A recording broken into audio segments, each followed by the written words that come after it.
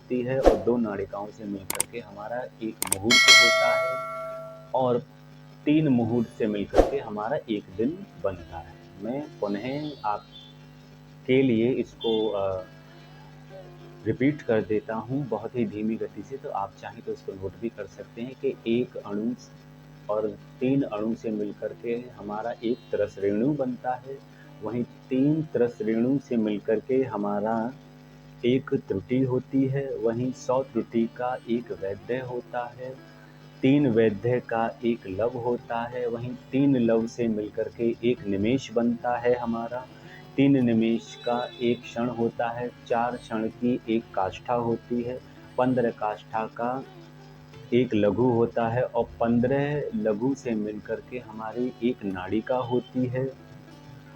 वहीं 2 नाड़िकाओं से मिलकर के एक मुहूर्त बनता है और 15 हम कह सकते हैं कि एक मुहूर्त बनता है, 3 मुहूर्त से हमारा एक दिन बनता है। 3 मुहूर्त से हमारा एक दिन बनता है। आप इसको पुनः फिर से रिपीट कर लीजिए, जो कि आपको ये जो कुछ पॉइंट मैंने आपको बताए हैं, ये बहुत ही महत्वपूर्ण हैं। यदि आप इनको नहीं समझेंगे तो एक दिन की गणना का जो हमारी कैलकुलेशन है वह आपको समझ नहीं आएगी। तो मैं आपसे प्रार्थना करता हूँ आप इसको पुनः समझ लीजिए।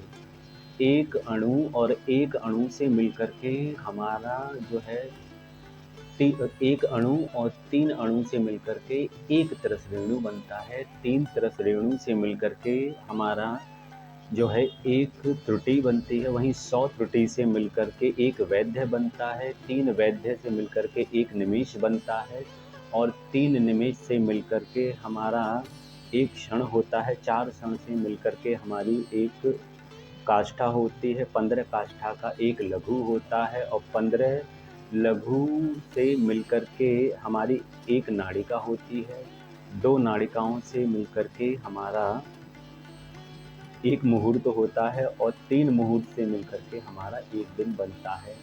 वहीं 7 दिन से मिलकर के एक सप्ताह बनता है, 2 सप्ताह का हमारा एक पक्ष होता है, वहीं 2 पक्ष का एक मास होता है, वहीं 2 मास की एक ऋतु होती है और 3 ऋतु का एक अयन होता है और 2 अयन मिलकर के हमारा एक वर्ष बनता है।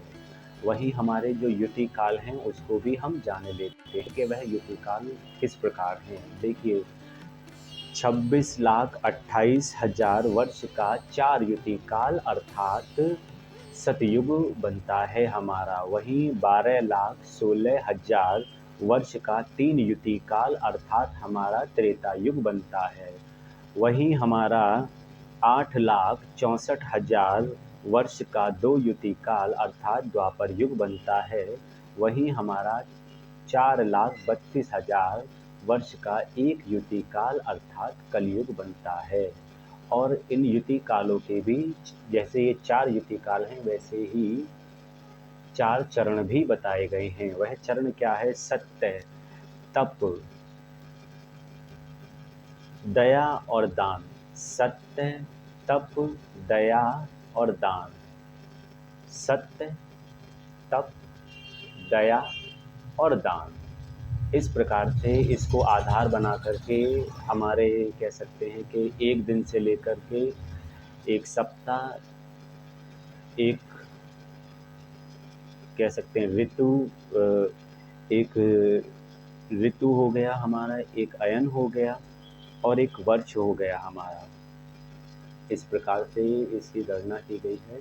आशा करता हूँ कि आपको समझ आया होगा और आपके प्रश्न का जो उत्तर है वह भी आपको प्राप्त हुआ होगा।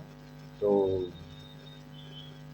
अब जो भी आपके प्रश्न शेष हैं उनके भी मैं उत्तर देने का प्रयास करूँगा और कह सकते हैं कि हम अवश्य ही जल्द से जल्द इस कार्य को पूर्ण करने का प्रयत्न करेंगे, आप और मैं मिलकर के।